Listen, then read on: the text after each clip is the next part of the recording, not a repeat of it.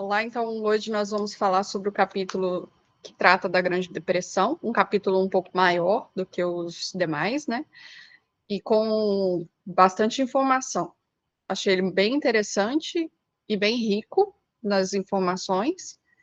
Ficou cheio de marcação, mas aí eu acho que até nem dá para a gente ir falando de tudo, porque é realmente muita coisa. A gente pode ir comentando de forma mais ampla, né, às vezes. Mas achei muito legal ver as políticas, as tentativas de corrigir os problemas da Grande Depressão, a discussão sobre as possíveis causas, os reveses das políticas que estava ali envolvido. Então, foi um capítulo bem interessante. Essa é a minha visão geral. Bom, a minha visão geral também. Aham. Minha visão geral também foi essa, eu gostei bastante. Acho que depois do meio, que tem muitas imagens, eu achei até um pouco, talvez, massivo, que acho que dava para encurtar um pouco. Mas aí também, lá no finalzinho, quando ele finaliza falando da Segunda Guerra Mundial, que salvou e tal, eu já achei que foi interessante. Mas, em geral, foi isso. Achei uma leitura bem bacana e, de fato, tem bastante coisa para discutir.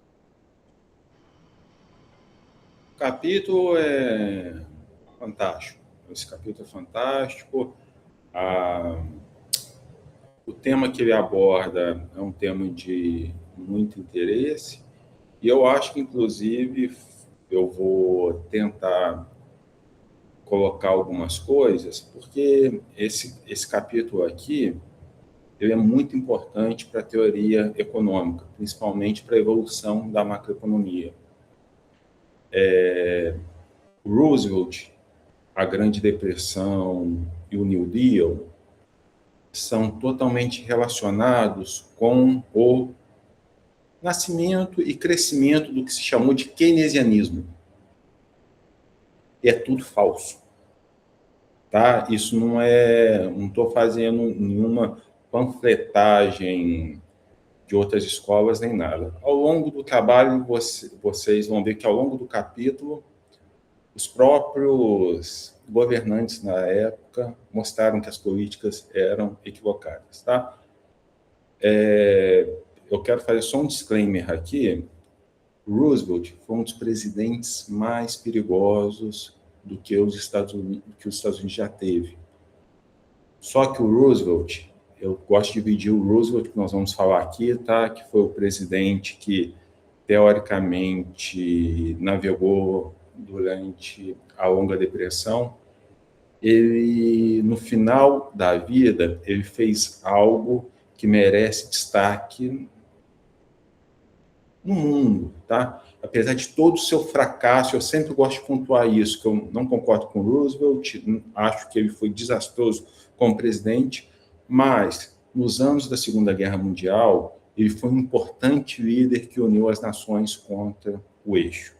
Então, isso eu acho que é um disclaimer importante, mas ao longo do capítulo eu vou falar mais. Esse capítulo, inclusive, eu fiz uma coisa que eu não faço, eu circulei algumas coisas que eu acho importante, tá bom?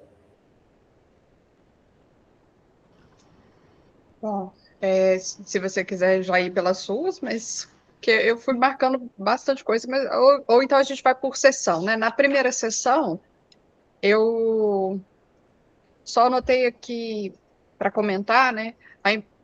Um ponto na página 228, de que a crise financeira tem calotes contagiosos com efeitos secundários no restante da economia. É uma frasezinha, né? Tá relacionada a tudo que ele vai comentando, que destaca a importância de como a conexão entre diferentes setores, diferentes países, quando gera crise em um, às vezes vai se perpetuando, né? Então, a gente vai ter o que eles chamaram aqui, né, de abalos secundários por todo o restante da economia. Então, teve queda de atividade econômica, queda de produção, teve as crises com os acionistas, né, que foram vendo os ativos deles perdendo valor. E aí um destaque que é importante também, que a gente está num período de deflação, e aí os acionistas vão perdendo o valor das coisas, mas eles destacam aqui, em algum momento, acho que nesse iniciozinho também, né, de dos acionistas que compravam as ações na margem. Então, tem uma distinção entre o investidor e o especulador. E aí, o especulador que vai comprando na margem, ele está pegando, né, ele pega dinheiro emprestado para comprar a ação. E aí, se ele está especulando, se a ação valoriza no dia seguinte, ele vai recuperar o dinheiro e vai conseguir pagar o empréstimo dele. Só que se a gente está tendo um período de deflação, ele continua tendo que pagar aquele empréstimo dele com valor alto e a ação está desvalorizando. Está tudo caindo os preços. Então, isso vai contribuindo para a crise.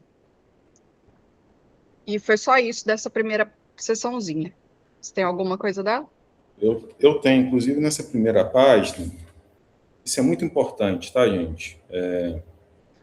Existem dois mitos, os dois principais mitos da economia, tá? É claro que eu posso puxar a sardinha para a macroeconomia, na área talvez tenha algum outro, mas o primeiro mito que existe em economia é a quebra da Bolsa de Nova York gerou a Grande Depressão, tá?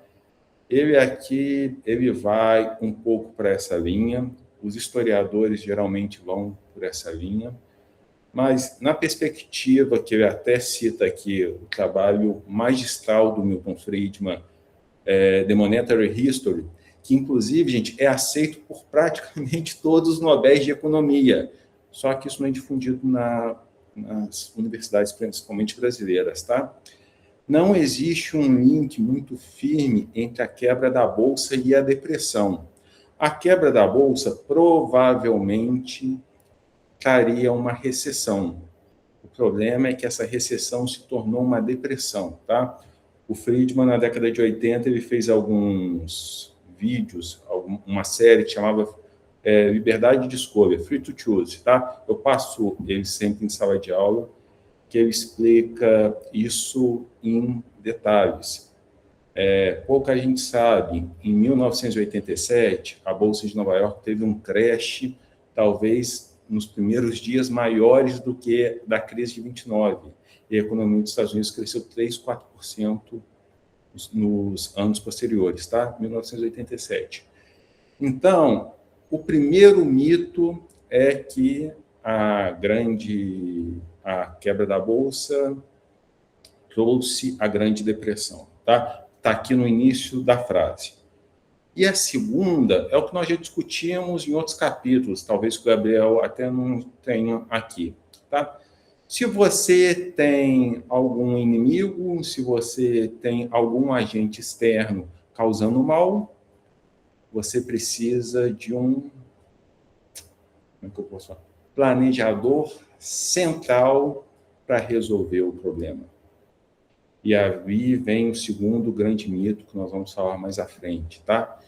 Que a Grande Depressão não é mito, a Grande Depressão ocorreu, mas existe um mito muito grande que o New Deal, que é basicamente o keynesianismo, que nem existia com esse nome keynesianismo, colocado em prática, que teoricamente teria tirado a economia dos Estados Unidos da Grande Depressão. É mentira, tá? O capítulo fala muito sobre isso ao longo dele. Mas pode continuar, Nayara, por favor. Você quer marcar alguma coisa, Gabriel, dessa primeira sessãozinha, da introdução do capítulo? Eu marquei só duas coisas, que foi essa questão mais como curiosidade da folga das maçãs lá, que os corretores eles tinham folga meio que para complementar a renda, e a questão deles pularem da janela, né? Tipo, questão de crise e suicídios. Aí eu lembrei, tem dois documentários, que aquele do Lobo de Wall Street, que é filme, ele é bem famoso, e tem um também que é The Wizards of Lies, que é o Mago das Mentiras, que lá também conta parte de um corretor nesse estilo, que tipo, ele fez muita coisa errada, só que no caso, em vez de ele suicidar, ele ele acaba sendo preso, né? Mas eu vejo que nessa época foi o caminho de muitos, ou acabava preso ou suicidava, né? Para não sofrer as punições devidas. Mas basicamente foi só esses dois pontos que eu marquei. Em muitos casos dessa época não eram nem punições, as pessoas às vezes não tinham feito nada de errado, é o desespero da pobreza, né, de perder tudo. Pode falar, Luiz. O que a Nayara está falando do cara investir sem ter o dinheiro próprio, ou com muito pouco dinheiro próprio, chama alavancagem. E atualmente aconteceu isso, tá? Bitcoin só estava subindo, tá? Pegaram dezenas de bilhões de dólares emprestado para investir em Bitcoin. Essa bolha fez com que o Bitcoin, depois que o Trump foi eleito presidente dos Estados Unidos, passasse de 60 mil dólares, desculpa, para 120 mil dólares. E despencou, tá, gente? Despencou 50% em poucos meses. Então, muitas empresas quebraram, só que numa proporção do Bitcoin, não com a economia como um todo. Brincando de fazer essa questão de alavancagem sem ter lastro nenhum financeiro e físico.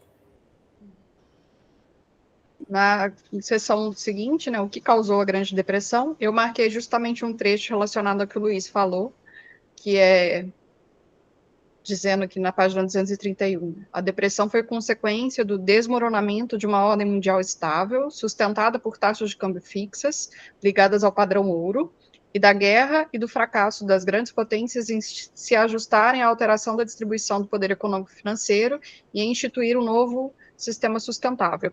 E acrescentaria aí a questão das políticas que foram fracassadas, né? Que o Luiz vai destacar depois, com certeza, falando do New Deal. Então, assim, nós temos, em um determinado momento, eles até falam assim, do período que estava sem presidente, né, que foi eleito o novo, e aí fica um tempo, assim, sem ação, tem as políticas que são desenhadas de um jeito, e aí vão se desenrolando de formas um pouco diferentes. Então, a Grande Depressão não tem uma causa única, né, ela tem uma combinação de fatores, é um evento mais complexo. Aí, na página seguinte, eu anotei a questão da mudança antes da guerra e depois da guerra, comparando a Europa e Estados Unidos. Como os Estados Unidos vai, né, ganhando proeminência em algumas questões de produção. Então, aqui fala, antes da guerra, tinha as 4 nações europeias produzindo mais do que os Estados Unidos. Aí, no fim da década de 20, os Estados Unidos supera a produção europeia. Aí fala, antes da guerra, a América importava capital. Depois, ela exporta capital. Então, os Estados Unidos começam a financiar a Europa, né?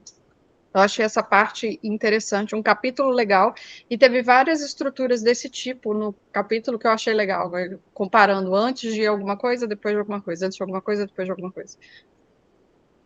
E aí, ele começa, nessa sessão, faz as menções já aos projetos políticos, né? As legislações que foram feitas para favorecer os agricultores, a lei de aquele Smoot-Hawley, da tarifação, que gera consequências também fortes. Aqui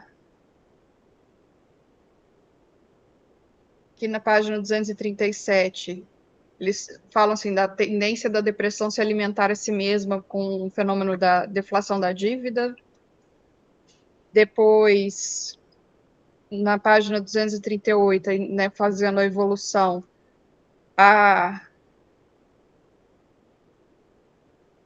aqui, isso. A recuperação da agricultura europeia reduziu a demanda por produtos americanos. Então, os Estados Unidos estavam exportando muitos produtos para a Europa no período da guerra, porque eles produtos alimentícios. Quando termina a guerra, eles deixam de exportar, e aí surge um problema para os Estados Unidos. E aí, achei muito interessante as relações que eles vão fazendo de política com a que a gente vivia no Brasil também, né? Então, tem aquela questão de política para tentar manter os preços elevados a qualquer custo. A população está morrendo de fome, mas você manda matar o porco porque você quer manter a produção preço alto. Aqui nós tivemos mandando queimar café, né? Nosso exemplo clássico. Então, essa sessão toda foi nesse sentido, né, com vários exemplos de políticas que não foram bem-sucedidas. Achei interessante como os autores vão tentar defender o Fed, né? Falando assim, o pessoal não sabia o que estava fazendo ainda, estava todo mundo aprendendo. Então, foram feitas políticas que não deram certo, políticas que foram até contra-intuitivas, né? Teve época que o país estava em recessão e eles aumentaram a taxa de juros. Então, você vai dificultar ainda mais, ou tá desincentivando ainda mais o consumo. E foi isso, né? De maneira geral, eu não sei se precisa passar em tantos pontos. Provavelmente vocês vão querer comentar alguns e aí a gente volta. Podem falar. Pode falar. Bom, além disso, a única coisa que eu marquei a mais foi essa questão dessa lei tarifária aí, do Smoot-Hawley, não sei a pronúncia, que mais uma observação mesmo, que sempre, assim, pelo menos o que eu vejo, assim, como estudante, sempre que algum país acaba fazendo essa questão de lei tarifária, nunca ultimamente tem dado certo, né? Tanto o Brasil, tanto os Estados Unidos, e aí sempre acaba, no final das contas, um voltando atrás ou renegociando, mas só nesse aspecto mesmo, assim. Tem uma frase que não é minha, o Samuel Pessoa, que costuma falar, um grande economista, que você só sabe quem está nadando pelado quando a maré abaixa. Eu sempre cito essa frase em sala de aula, tá? E pós-Primeira Guerra Mundial, que fala muito essa sessão, os Estados Unidos saíram fortalecidos, já eram a maior economia mundial e começaram a ter a proeminência da política econômica, tanto internamente como externamente. E o que aconteceu? Eles começaram, no meio de vários acertos, a cometer alguns grandes erros, que na hora, quando você tem 10 acertos e um erro, às vezes os 10 acertos sobressaem sobre o erro, mas o erro está ali. Só que quando a maré abaixou, aí viu-se que essas políticas protecionistas que os Estados Unidos adotaram, inclusive pré-Grande Depressão, agravaram muitos problemas, tá? Posteriormente eu vou falar que eu lembrei muito da Nayara lendo esse capítulo, porque talvez um dos maiores braços do New Deal foi exatamente a questão da concorrência ou da regulação das empresas, de concentração, quem podia produzir o quê. Tá? Existem vários livros, gente, que mostram que o New Deal, em termos de engenharia econômica, foi muito mais além do que muitas políticas na União Soviética e foi copiado, ou pelo menos andou em paralelo, com grande parte das políticas da Alemanha nazista. As pessoas, existe uma literatura grande, com Nobel de Economia mostrando um pouco sobre isso. Enfim, eu queria destacar também, a Nayara lembrou de alguns exemplos, né, do Café do Brasil, e uma das coisas que o governo no New Deal tentou fazer é isso, né? E foi mais ou menos em paralelo com o tempo que o Brasil tentou queimar café também, tá? Fala mais à frente, mandou matar 6 milhões de leitões, com a ideia, e muita gente morreu de fome, com a ideia de que isso iria fazer que o preço da carne subisse, tá? Isso é o que eu gosto de falar, e os planejadores centrais, e tem muitos no Brasil, atualmente na história do Brasil, que são o famoso burro com iniciativa. O cara ser burro não tem problema, o problema é o cara que é burro e ele ainda tem iniciativa, tá? E as pessoas não imaginam os efeitos maléficos que isso vão ter na economia. Aí, Gabriel, tem uma coisa que a Nayara com certeza conhece, deve ensinar na economia, que chama efeito cobra. Tá? O que um burro com iniciativa fez nos tempos atrás? Com essa ideia de regular, oferta e demanda, né? A Índia era colônia da Grã-Bretanha. A Grã-Bretanha foi e viu que em Nova Delhi estava cheio de cobra venenosa. Como que a gente faz para matar essas cobras? Poxa, vamos pagar. Cada pessoa que chegar com a cobra morta, eu pago não sei quantas libras, sei lá, pênis, sei lá. O que aconteceu? No início, no primeiro mês, o número de cobras despencou. Só que a pessoa começou a pensar como um business, né? Começou a pensar o seguinte: tá bom, se cada cobra que eu matar eu ganhar, por que eu não começo a criar cobra para matar a cobra e ganhar o dinheiro? Começou a se tornar um negócio. Então, triplicou ou quadruplicou o número de cobras na Índia. É um desses fracassos de você querer matar o mensageiro quando ele traz a mensagem. Ou então, igual em economia, nós falamos o seguinte: um paciente está com febre, para acabar com a febre dele, quebra o termômetro. Tá? Não funcionou. Nos Estados Unidos, a produção continuou despencando, os preços continuaram caindo e a economia se tornou uma bagunça. Mas nós vamos falar. Esse capítulo eu estou falando mais porque eu estou mais animado mesmo. Tá?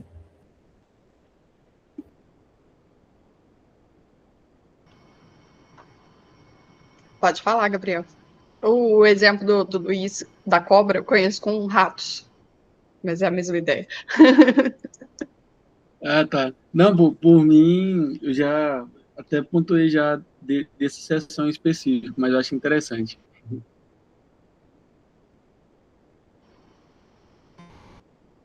Bom, então, só uma questãozinha que eu esqueci de mencionar também, nas atuações que o Fed teve nessa sessão ainda, né, sobre o funcionamento.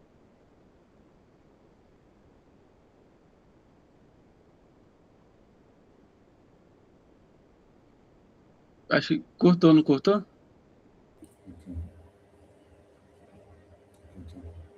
Cortou na era.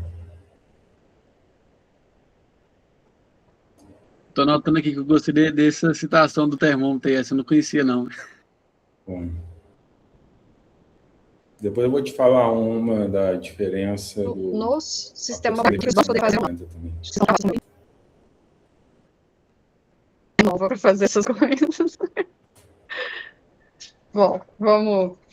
Deixa eu pular para a próxima sessão. Não, mas você começou a falar sobre política monetária, a parte boa.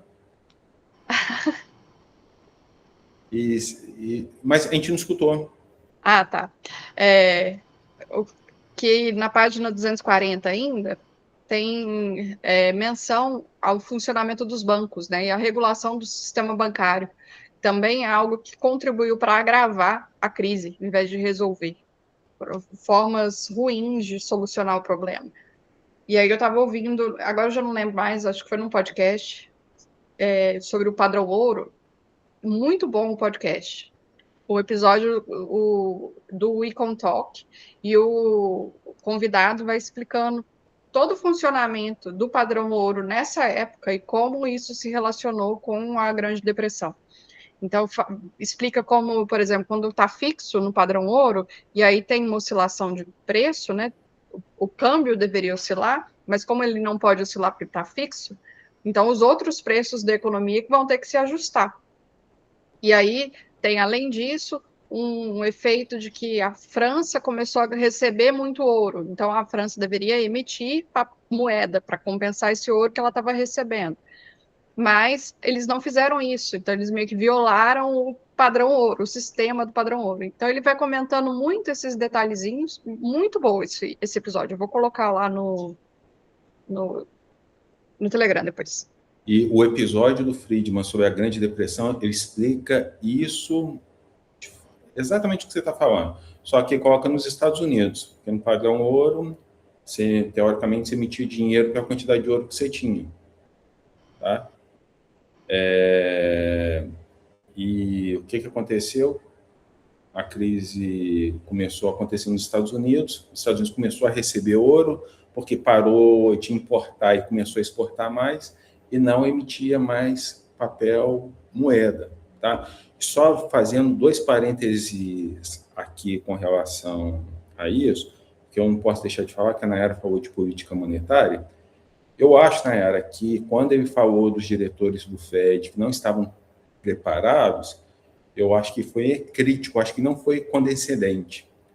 Na minha opinião, ele fala, pode ser interpretação, porque ele fala, inclusive, do Benjamin Strong, que é o que morreu em 28, que era presidente do Banco Central de Nova York, que era o cara que fazia as operações de mercado aberto, que não deixaria isso acontecer. Então, na verdade, eu achei que ele foi muito crítico. E só para pontuar, porque falou algumas vezes, e talvez eu deixo de falar, até então, gente, até a década de 30, nós tínhamos o que chamava de macroeconomia neoclássica, e o principal instrumento de política monetária era a taxa de redesconto. Taxa de redesconto, basicamente, a taxa de juros que o Banco Central cobra dos outros bancos para emprestar. Hoje em dia, nós chamamos de janela de liquidez. Tá? Nós costumamos chamar de janela de liquidez. E na Grande Depressão, eles não usaram essa taxa de juros, essa taxa de redesconto. E quando eles falam que o Banco Central aumentou a taxa de juros, era a taxa de juros do mercado de títulos públicos. Mas o mercado de títulos públicos ainda é muito pequeno no Banco Central dos Estados Unidos, né? A próxima sessão, um desafio sem ninguém à altura, eu não marquei tantas coisas, mas a ideia geral, sim. Assim, na 242, cita o Hoover, né, antes do Roosevelt, reagindo, propondo redução de impostos e investimento em infraestrutura. Então, você tem aquela primeira tentativa de colocar dinheiro na população por meio de gasto público, de investimento público em infraestrutura. E aí vai toda a discussão que até termina na página, acho que 245, que é aquela ideia de, se você está doente e vai ao médico, você quer que o médico te dê um remédio, mesmo que o remédio não funcione. Você não sai da consulta satisfeita se o médico falar para você, é só ficar de repouso que passa. Então, eles começam a ter um monte de políticas para tentar resolver o problema, que é aquela situação meio... Se o político não fizer nada, a população pode demandar, como assim, o político não está fazendo nada, vamos, né, precisa fazer alguma coisa, mesmo que seja uma coisa errada que não funcione. Então, acho que essa que é a discussão principal. Se não for exatamente nessa sessão, é por aí. E foi só isso que eu marquei, porque aí depois venho fazendo história. Vocês marcaram algo dessa sessão anterior? A única não é que eu marquei, mas só fazendo uma analogia do que você está mostrando, ao longo das outras sessões ele mostra isso também, que o Hoover era um cara mais preparado, só que era um cara, como que eu vou dizer assim, introvertido. Ele não sabia passar a sua mensagem, ele não sabia ser um cara populista, tá? No sentido de ser popular. Eu acho que, basicamente, pegando o Hoover no Brasil, eu não consigo imaginar bem, mas o Lula é muito parecido com o Hoover, tá? O Lula pegou políticas durante todo o período Fernando Henrique Cardoso, e muitas das vezes que ele e o PT votaram contra, ele falou que tinha sido criado por eles, tá? Então, aqui vocês veem que grande parte da reforma bancária que fez com que, vamos dizer assim, estancasse a sangria na economia dos Estados Unidos, veio do Hoover. Só que o Roosevelt não quis assinar. E o que aconteceu? Quando o Roosevelt virou presidente, ele pegou essa ideia e transformou numa história. Qual que é um grande exemplo, não tem nada a ver com política bancária, mas que tem a ver com o Brasil? O Bolsa Família, que foi que o Lula pegou como uma coisa dele. Tá? O Bolsa Família, basicamente, foi uma aglutinação de vários programas sociais que existiam no Brasil, que foram aumentando de 1999 até 2002. Bolsa Escola, que a Nayara lembra, provavelmente que é do nosso tempo, Vale Gás, etc.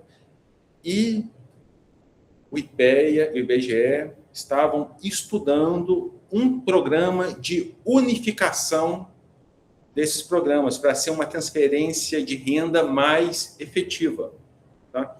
O Lula, quando ganhou a eleição, em 2003, tentou fazer uma coisa que chamava Fome Zero. Tá? Não sei se a Nayara lembra disso, sempre tinham vários artistas da Globo, né? Essa turminha do amor, fazendo propaganda do Fome Zero, não deu certo, era muito difícil planejar, e aí pegaram essa ideia do IPEA e do IBGE, transformaram no Bolsa Família, ampliaram muito, porque na época o Brasil vivia o boom das commodities, tinham dinheiro, e ficou como uma ideia do Lula, e até hoje as pessoas imaginam que é. Então, são os mitos que são criados, sabe? E quem não tem informação acaba caindo nesse mito. Você acabou falando que ele era parecido com o Hoover, né? Roosevelt, né? Acho que foi um ato falho ou eu ouvi mal. Como que é? Você falou que o Lula era parecido com o Hoover, mas eu acho que foi um ato falho. Pois é, eu já ia falar. Eu falei, mas eu quando li, eu achei parecido com o Roosevelt, até pelo tipo de coisa errada que fez. É isso. Por aí vai. Bom, aí na próxima sessão, Fazendo História, tem um dos atos aqui no inicinho, na página 246 ainda, a instituição de fechar bancos, para tentar evitar aquela corrida bancária. Você começa a instituir feriados, começa a fazer algumas regulamentações aí de como que o banco deveria funcionar, como que seria a ordem de reabertura dos bancos. Depois tem o surgimento o nosso análogo do fundo de garantia, né, do Fundo Garantidor de Crédito, nosso análogo, né? FGC. Isso, que aqui era o FDIC. Aí tem o NIRA, que foi o que o Luiz já destacou no começo da apresentação, né, sobre regulação que instituía carga horária máxima, salário mínimo, começa a ter um monte de regulamentação de como as empresas vão agir, culminando naquele, acho que era no PWA, né? Deixa eu ver aqui. Teve aquela lei que o Luiz mencionou que cartelizava tudo dentro de um monopólio do governo, né? Então, o governo criou um sistema para gerenciar a indústria de forma que fixasse preço, fixasse cota de produção, quem produz o quê, quem vende para onde. E aí os autores vão destacando como que isso acaba sendo deturpado pelos próprios envolvidos, né? Então, você começa a fazer fixação de preço, quem é que vai acabar tendo poder de barganha na fixação de preço? São as empresas maiores. Então, as normas vão começar a ser definidas por algumas grandes empresas e não né, vão desfavorecer empresas menores. Então, tem problema de captura. Oi? Ou empresas com poder de mercado, ou amigos do rei. Isso, ou amigos do rei. Então, eles falam da política para favorecer os agricultores, para estabilizar os preços agrícolas, com resultados ruins, né? O resultado foi que a pobreza na zona rural, com frequência, era mais grave do que a pobreza urbana. Aí o Roosevelt tenta resolver limitando a produção, que não é um formato interessante, né? Uma questão interessante também, quando eles definem salários mínimos, tem a discussão que a gente sempre tem em economia, né? O salário mínimo aumenta desemprego ou não? Depende de quanto que está o salário mínimo fixado em relação ao preço, que seria o preço de equilíbrio. Então, surge uma dinâmica diferente aí entre os estados do norte e estados do sul em relação ao salário mínimo que foi fixado. com a migração, né, pessoas do sul vão sendo mandadas embora, porque o salário mínimo foi fixado acima do que eles estavam recebendo, e aí essas pessoas vão para o norte para tentar almejar os salários no norte.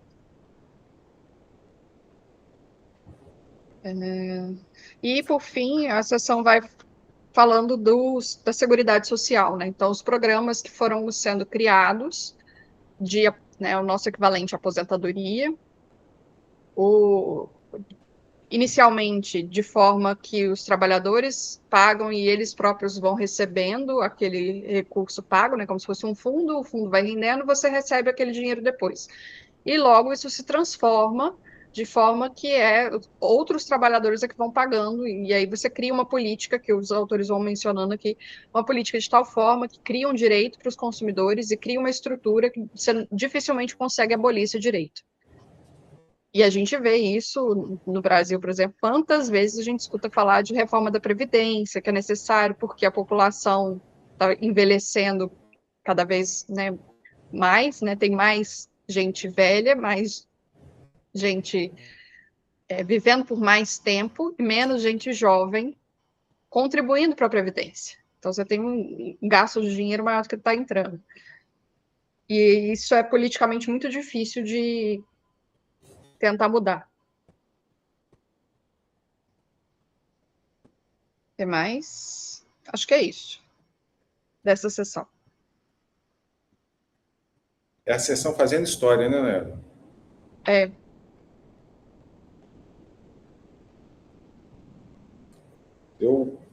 A única coisa que eu quero destacar aqui do que eu ainda não falei, eu não estou achando se está aqui ou não, tá?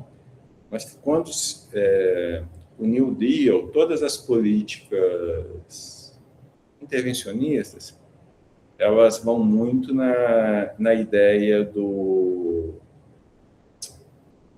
George Orwell, aquela da Revolução dos Bichos, que todos são iguais, mas tem uns que são mais iguais do que os outros. E é muito interessante o Partido Democrata ser teoricamente ligado ao movimento dos negros, né, como o PT também é aqui no Brasil, sendo que numa tacada essa Seguridade Social não foi expandida para os negros. Vocês viram aqui?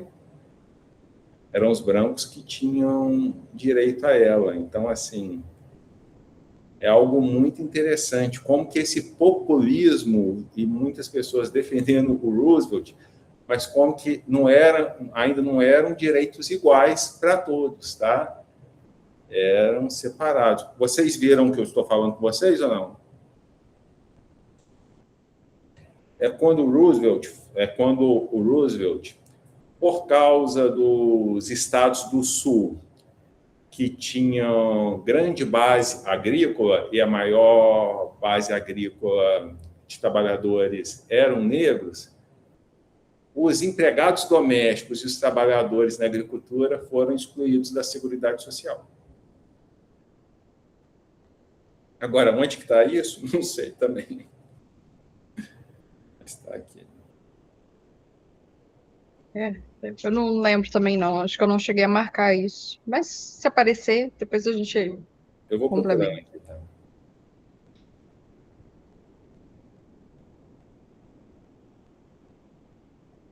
Você tem algum comentário sobre essa parte, Gabriel? Não, até que não. Eu até havia marcado, mas vocês já comentaram. Era basicamente sobre essa questão das tarifas, das medidas do governo que não deram muito certo, essa parte mais autoritária.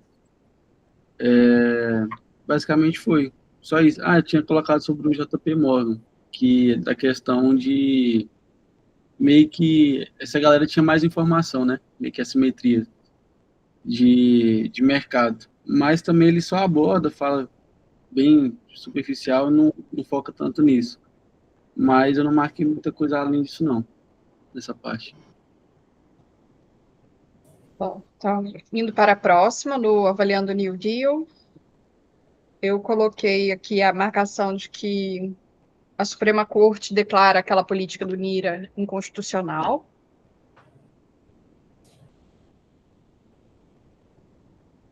E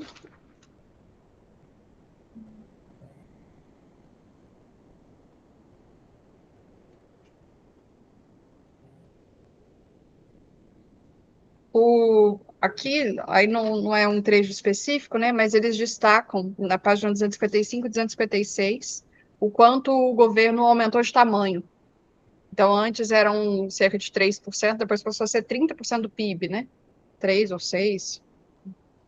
E por que que ele aumenta de tamanho? Por causa desses programas sociais. Então, o governo concentra em si o papel de resolver os problemas. Então, cria esses programas econômicos, os programas de investimento em infraestrutura, como uma forma de estimular a demanda agregada,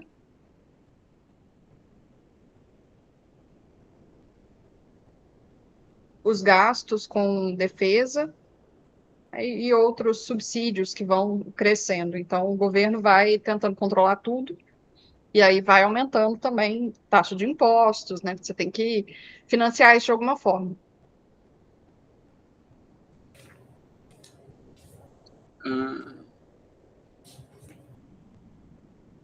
Só isso dessa sessão. Eu basicamente coloquei, além disso, essa questão do que até chegou no ponto que até os apoiadores dele, que falam na 253, que até seus apoiadores mais convictos, como o Henry, não sei o sobrenome dele, chegou a ficar contra ele. E aí depois eu marquei também a questão do Correio, meio que fazendo um paralelo com o Brasil. E hoje a gente vê a importância nessa época, o Correio era o maior empregador. Ele fala que a mudança mais alta foi no tamanho, na era comentou. Em 1930, o governo federal consumia menos de 4% do PIB, e o maior empregador era o governo, o Correios, né? Hoje eu não sei como é que está essa porcentagem, mas hoje, por exemplo, trazendo para o Brasil, já é basicamente o oposto, né? Talvez um dos menores empregadores. Achei o trecho, Luiz, está na 257. Achei também. Achei também. E é isso que aqui nessa sessão aqui eu quero destacar. Acho que a Nayara falou muito bem, mas eu quero destacar essa parte do aumento, né? Não apenas do tamanho do governo, mas do desequilíbrio do que nos Estados Unidos, eu não sei qual que é o termo que se usa, tá? Mas do que se chama de pacto federativo, tá? Antes da crise de 29, estados e municípios eram mais fortes que o governo federal. Existia um apelo à descentralização de políticas, tá? A partir de 1930, principalmente com o New Deal, Washington se tornou o eixo de tudo.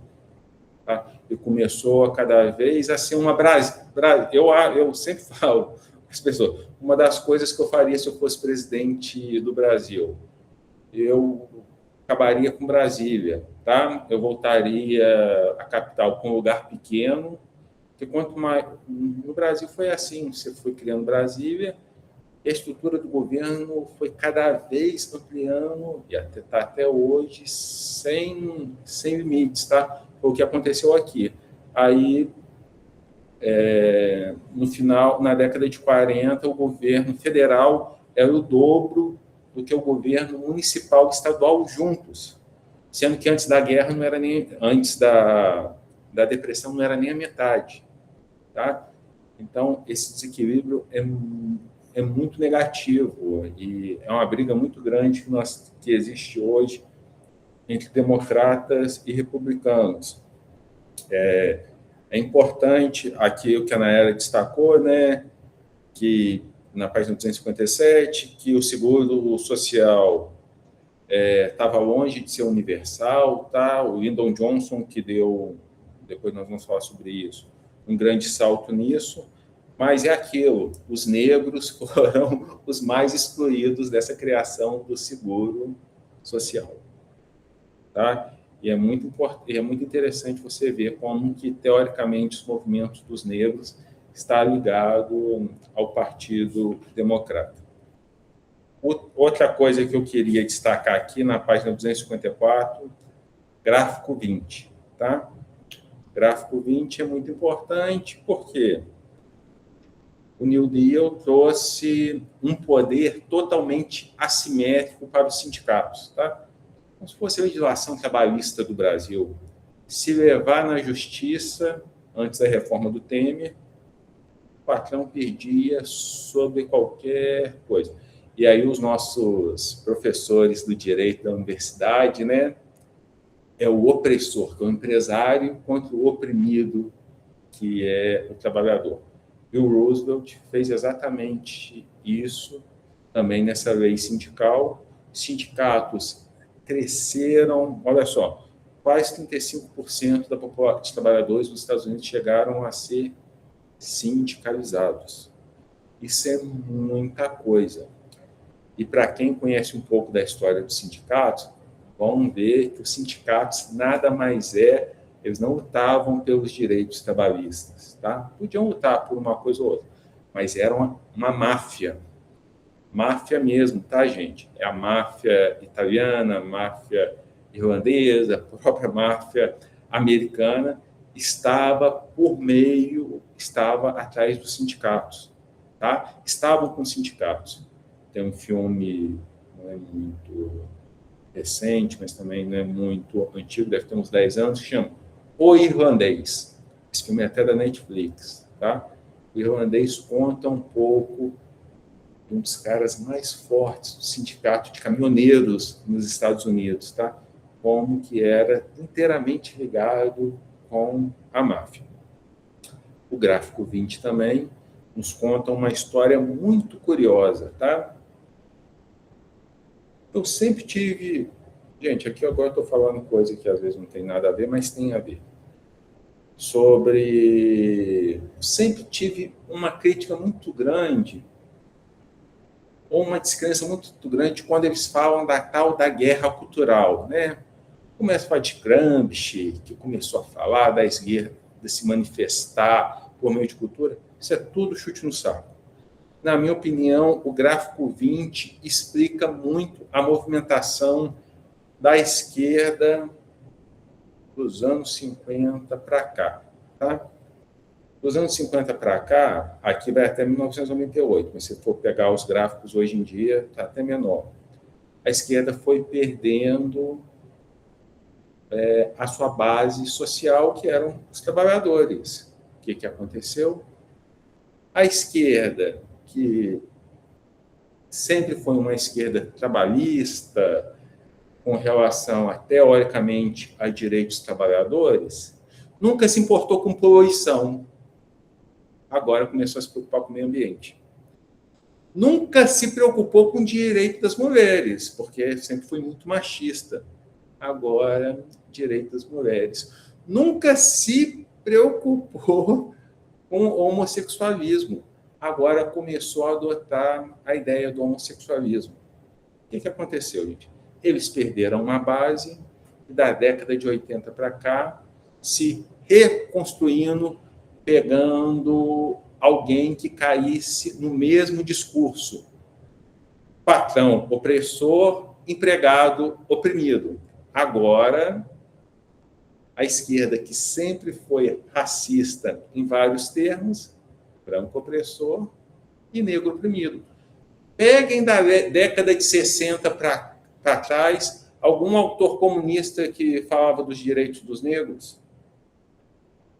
Homossexualismo, né? Casais homoafetivos.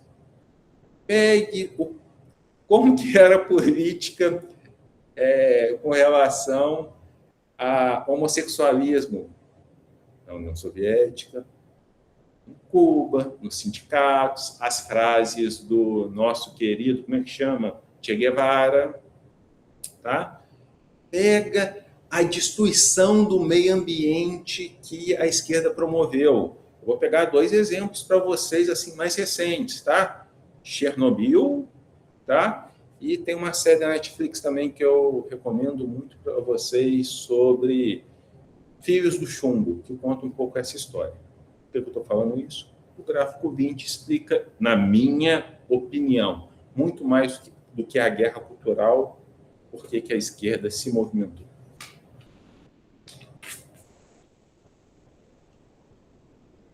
Ó, próxima sessão é da política e economia. Aí é a parte que ele vai falar das falhas das políticas, né? Do que realmente aconteceu. Então, eles falam aqui na 258, embora tenha tido a New Deal, teve uma pequena recuperação em 35 e 36, mas depois essa recuperação perde força e volta a ter uma nova recessão. Aí, na 259, destaca que o objetivo daquela política da NRA era evitar um problema de superprodução, mas era tão burocrático que gerava outros problemas, que a gente já discutiu um pouquinho, né? Da fixação de preço, quem pode fazer o quê. Depois, na 261, essa página inteira eu achei interessante, que vai falando das outras falhas, né? Então, o governo tinha que pagar muito dinheiro aos fazendeiros para que eles não plantassem, num período em que, de acordo com o presidente, 1/3 da população estava subalimentada. Você tem a população com fome, e o governo tentando controlar os preços por regulação de produção, né, redução de produção, e o governo gastando dinheiro para que isso aconteça. Né? Em vez de gastar dinheiro para resolver um problema de fome, você está gastando dinheiro para agravar esse problema, para que os preços fiquem dentro do estabelecido.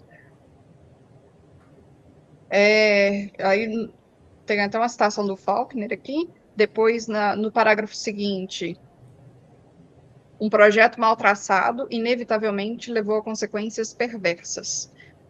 Os fazendeiros usaram sua energia empreendedora para enganar o sistema, que é o problema típico que vai ocorrer em diversas regulações, né? As pessoas vão tentar achar brechas no sistema, vão tentar enganar o sistema, vão tentar capturar o regulador, vão tentar fazer com que a lei seja de acordo com os interesses deles.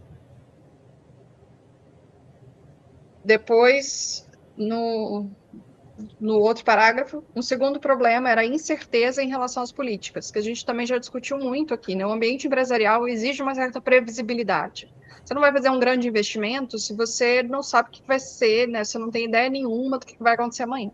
Você não sabe se o seu governo vai poder tomar tudo que você tem, ou se uma regra vai mudar e de repente você tem que pagar o triplo para o seu funcionário. Então, você precisa de estabilidade. O que o Roosevelt estava fazendo era cada hora tinha uma alteração na política. Então, essa incerteza é ruim para os empresários. Na 262, tem a citação do abate dos porcos. Depois, deixa eu ver aqui. Na 264, uma discussão interessante, que é a lei de política de equiparação salarial, que anula o uso do salário como uma forma de associação com a produtividade do trabalhador. Isso acontece em diversos setores, né? A ideia de que as pessoas deveriam ganhar o mesmo, né? Deveriam ganhar a mesma coisa ocupando funções iguais. Então, se surge uma ideia ilusória de equiparação salarial, mas na prática você faz com que algumas pessoas que não trabalham tanto ganhem o mesmo salário que pessoas que estão trabalhando mais, né? Em termos de esforço, de resultados entregues. Isso a gente vê, por exemplo, no setor público facinho. Todo mundo ganha a mesma coisa, mas você vai em qualquer repartição pública, vai ter aquele funcionário que está lá encostado, e você tem até fenômenos, às vezes, em serviço público, que você não pode demitir o funcionário, porque ele é né, concursado. Às vezes ele está te atrapalhando. Aí você coloca ele numa função em que ele não vai fazer nada e não vai atrapalhar ninguém. Mas ele vai continuar ganhando o salário dele.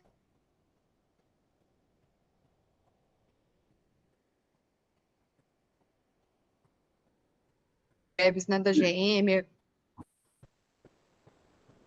Pode falar. Ah, tá. Em paralelo a isso, aqui ele aborda, né, a questão da destruição criativa, que a gente ficou falando bastante nos outros capítulos, que ele já fala, né, que a instituição criativa, meio que ela desaparece, ela havia desaparecido. E além disso, a questão da incerteza, a gente, né, a gente vê nas aulas, principalmente de macro, do cenário de incerteza, o quanto é ruim para o empresário e tudo mais. Eu marquei também a questão do padrão ouro-câmbio, que aqui eles falam que o indivíduo ele ficou proibido de negociar o ouro, tendo que trocar por células, e ainda assim tinha restrição ao mercado de ouro e aos bancos também, essa questão do ouro. Até, Gabriel, aproveitando o seu ponto, para você ver, eles chegaram numa arbitrariedade muito grande de regulação. As pessoas, o que era livre nos Estados Unidos, deixou de ser livre. Inclusive, eu acho que não está nessa sessão aqui, não, mas na sessão passada, porque quando você falou disso, o Roosevelt, todo mundo viu que é aquele... Como que chama aquela política industrial dele? NIRU, não é isso? Mira. Quando, em 1935, a Suprema Corte colocou ela como inconstitucional, o Roosevelt, que era um homem do tempo dele, tá? Ele governou na época que o Getúlio Vargas era aqui, era muito difícil ele dar um golpe de Estado nos Estados Unidos, apesar de que acredito que ele queria. O que foi a ideia dele? Ele tentou colocar novos ministros na Suprema Corte. Se não falho memória, ele tentou dobrar o número de juízes do Supremo Tribunal. Por quê? Aí ele ia colocar só os dele, eles nunca iam deixar ele perder política nenhuma, tá? Então, Roosevelt era, de uma forma ou de outra, um cara bem ditatorial. Professor, inclusive eu queria aproveitar, quando o senhor falou sobre aquele gráfico na sessão passada, eu até queria perguntar, mas eu achei que saiu muito. Agora o senhor citou a questão dos ministros. Poderia ser um exemplo paralelo aqui no caso nosso do Brasil, porque lá foi a questão com a associação com os sindicatos, que foi aumentando. Mas aqui no Brasil, o fato de, por exemplo, o presidente ele ganha e ele quer aumentar o número de ministérios. Poderia ser o mesmo tipo de associação, no sentido dele obter o máximo possível de apoio. No caso lá era sindicatos, mas aqui no caso ele tendo mais ministérios criados por ele, digamos assim. Ele ter esse maior apoio ou não tem muita relação assim? Não, sem dúvida, mas no caso lá era um poder mais supremo. Era supremo, porque aqui realmente, quanto maior o número de ministérios, você consegue mais apoio do parlamento, não é isso? Presidencialismo, meio parlamentarismo que tem no Brasil. Mas no caso lá, é do Supremo poder falar o que é certo e o que é errado. É um apoio praticamente sublime e ditatorial. Se eu não me engano, tá? Então aqui eu estou falando convênias, porque eu não tenho certeza, ou foi o Lula ou a Dilma também tentaram colocar um projeto para aumentar o número de ministros do Supremo Tribunal Federal. Eu não me lembro, eu vou procurar logo aqui agora, porque isso me veio na mente agora, pode ser que eu esteja enganado, mas não passou. Como na época do Roosevelt, teve uma rejeição popular e não foi para frente. Tá? Mas tem paralelos, Gabriel, mas é um pouco diferente, porque ali ele queria ter um poder que hoje em dia certos ministros do Supremo do Brasil têm.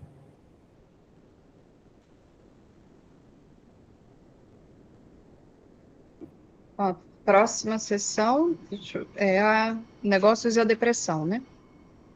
Aí eu não marquei nada muito significativo. Marquei a curiosidade do surgimento do nome da novela, né, o de soap operas, como grande gasto de propaganda da Procter, e o fato de que teve um crescimento, teve uma atividade empresarial, apesar do período de recessão, né? Então, teve outras companhias crescendo, teve outros mercados, e aí eles falam da produtividade multifatorial cresceu tão rápido nos estagnados anos 30, quanto havia crescido nos prósperos anos 20. cresceu num escopo muito mais amplo, então teve diversificação das empresas, e foi só isso dessa sessão. É uma sessão com muitos exemplos de empresas, né, que surgem, então não marquei muita coisa, não. Alguém marcou? Ou passo para a próxima? Então, a Renascença nos tempos de Guerra de Roosevelt. Deixa eu ver. Aí tem a tabela, né, com o choque de quanto tempo que o país vive em guerra. E depois, na 271, falando que a Segunda Guerra Mundial foi, de longe, a mais cara, que consumiu cerca de 30% do PIB entre 42 e 45. E o contraste que é feito entre os Estados Unidos e a Alemanha em relação ao tipo de investimento que os autores destacam que nos Estados Unidos foi feito um grande investimento em produção em massa, então era produção voltada para a quantidade, e outros países, como a Alemanha e o Japão, tinham outras características, investindo em qualidade, né, com foco em qualidade, não em quantidade. E aí eles citam o surgimento do toyotismo no Japão e de grandes empresas na Alemanha. Só. Foi o que eu marquei. Sobre essa sessão, eu queria... Enfim, essa sessão já está encaminhando para uma conclusão também, né, junto com a outra. Mas o primeiro capítulo, tá? Ou o primeiro parágrafo, essa frase aqui, em Economia da Guerra 2, eu começo a minha disciplina falando isso com os alunos. Foi a Segunda Guerra Mundial, e não o New Deal de Roosevelt, que finalmente arrancou os Estados Unidos do atoleiro da Grande Depressão. Tá? E, para quem acha, não, o Luiz está falando isso porque ele é um liberal, um monetarista, anti-keynesiano, né? Os detratores podem falar sobre isso. Aí nós voltamos para a página 230. Tá? Na página 230, tem um secretário do Tesouro dos Estados Unidos. Aqui, ó, antes do que causou a Grande Depressão, no parágrafo anterior. Olha o que ele fala. Isso em maio de 1939. Tentamos gastar dinheiro. Estamos gastando dinheiro mais do que mais gastamos. E não funciona. Quero ver as pessoas conseguirem emprego. Quero ver as pessoas com bastante para comer. Nunca conseguimos cumprir nossas promessas. Digo que após 8 anos dessa administração, continuamos com tanto desemprego quanto no começo. E o que ganhamos foi uma dívida enorme. Então, foi o secretário do Tesouro dos Estados Unidos que falou com a gente, prestou esse depoimento no Congresso. Só que ele prestou em maio de 39. Se ele pudesse ter ficado 4 meses calado, a propaganda poderia ter sido maior. Em setembro de 39, a Polônia foi invadida pela Alemanha e umas semanas depois pela União Soviética. Então, foi a Segunda Guerra Mundial que tirou os Estados Unidos. O New Deal, que se aprende na escola, ensino médio, não sei, mentira. Não fez nada. Só que aquilo que eu gosto de falar com os meus alunos. É você juntar a fome com a vontade de comer. Você tinha um programa que deixava o governo forte, e você tinha uma teoria nascendo na Grã-Bretanha, que era a teoria keynesiana, tá? Que justificava que este governo ser forte era bom. Você juntou o útil ao agradável, você fez esse mito que foi o New Deal, que é uma representação forte do keynesianismo, que até hoje é utilizado nas escolas como um exemplo de como a intervenção funciona, tá? Como, na verdade, fracassou.